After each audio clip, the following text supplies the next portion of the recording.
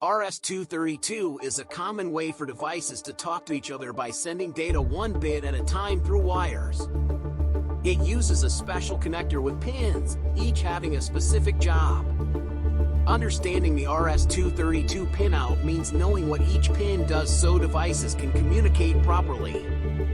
The RS-232 pinout refers to the arrangement and function of pins on a connector, usually a 9-pin, DB9, connector.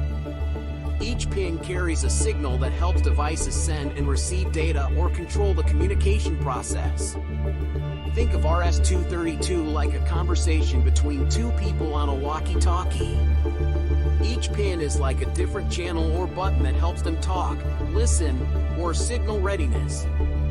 Here's a beginner-friendly explanation of each pin on the RS-232 9-pin connector.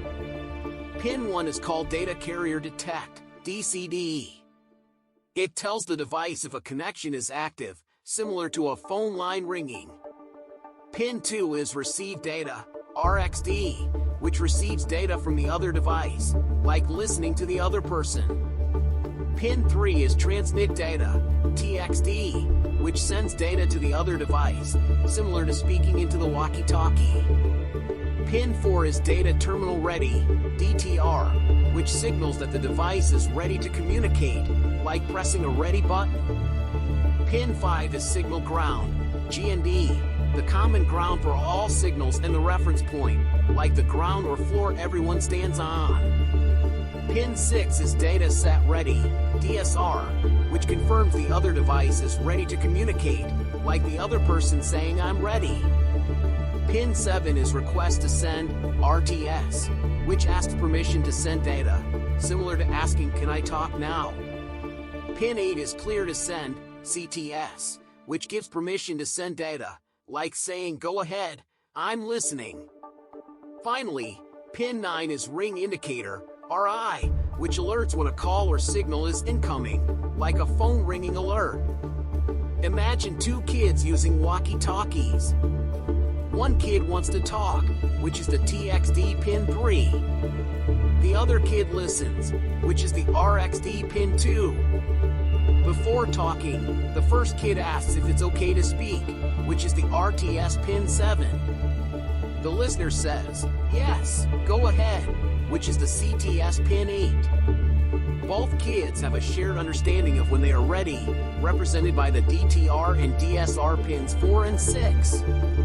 They both stand on the same ground, which is the GND pin 5, to keep signals clear. This handshake ensures data is sent without interruption or confusion. There are two common types of cables used with RS-232, straight-through and null modem. A straight-through cable connects pins directly, such as pin 2 to pin 2 and pin 3 to pin 3. This type is used when connecting a computer to a modem. A null modem cable swaps pins 2 and 3, connecting pin 2 to pin 3 and pin 3 to pin 2, allowing two computers to talk directly without a modem.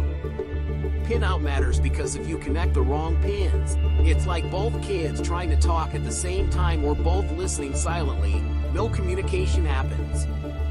For example, if transmit pins connect to transmit pins, no data flows.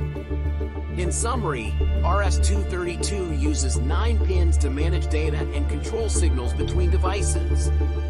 Each pin has a clear role, like parts of a conversation: speaking, listening, asking permission, and signaling readiness. The ground pin keeps everything stable.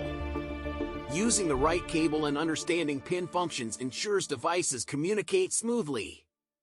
This simple setup has powered serial communication for decades, making it a fundamental skill for beginners working with hardware and serial devices.